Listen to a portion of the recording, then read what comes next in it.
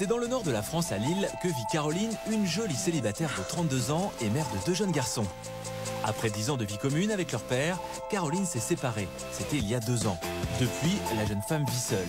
Et même si les enfants sont présents 1 semaine sur 2, cette situation lui pèse de plus en plus. Je suis seule avec moi-même et voilà, il n'y a même pas moyen de discuter avec quelqu'un, commencer à juste commencer la journée avec le sourire et agréablement quoi, avec quelqu'un, c'est tout. J'ai envie de partager. C'est la première fois de sa vie que Caroline vit seule. Lorsqu'elle a rencontré le père de ses enfants, elle vivait encore chez ses parents. C'était il y a 12 ans. De leur amour naîtront très vite 2 garçons. C'est l'époque du bonheur et de l'insouciance. Mais avec le temps, les premières disputes apparaissent. De l'amour, le couple bascule dans l'incompréhension mutuelle. Le dialogue est rompu. C'était des gros clashs ridicules quoi, pour des choses toutes bêtes, mais ça prenait des proportions énormes. On n'arrivait plus à discuter. C'était tout de suite plus dans la colère, tout ça quoi. Là, c'était quand même quelque chose. Voilà, c'était des accumulations. Je ne pouvais plus rester, donc je suis partie. C'était fini. Donc.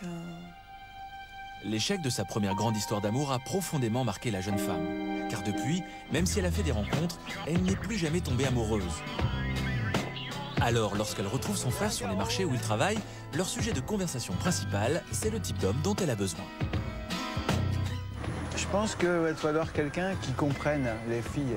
Quand ça va s'envenimer, tu vas pouvoir tempérer. Ouais, qui va pouvoir tempérer, ouais, ça c'est vrai. Qui va pouvoir comprendre tes enfants. Il va falloir quelqu'un qui aime les enfants. Ça c'est clair. Regarde, t'es toujours hyper bien sapé. Donc il va te falloir quelqu'un qui aime la sape. Un sapovore. Mais tu vas y arriver. Déjà, t'as une belle poupée, non? Bah ouais, non. C'est vrai que Caroline est une jolie femme et elle sait que son physique ne laisse pas les hommes indifférents. Lorsqu'elle sort en boîte de nuit, elle attire facilement leur regard et se fait souvent accoster. Le problème, c'est que depuis sa séparation, ses histoires d'amour restent des aventures sans lendemain. Lorsqu'elle sort, Caroline se laisse choisir par des hommes qui ne voient en elle qu'un physique. Du coup, elle vit toujours des aventures superficielles et n'arrive plus à tomber amoureuse.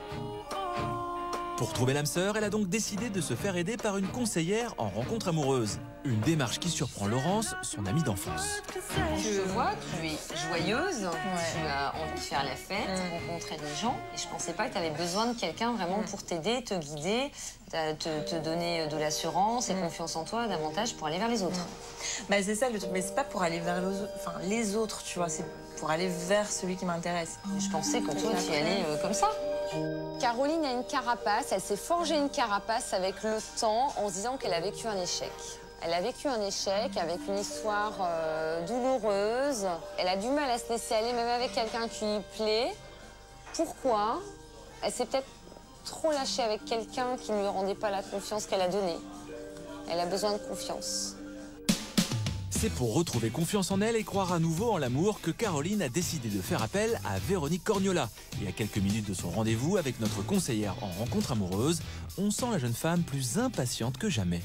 Mais je suis super impatiente de la voir. Je suis super impatiente de voir comment ça va se passer. Je l'attends et puis on verra bien la suite, quoi.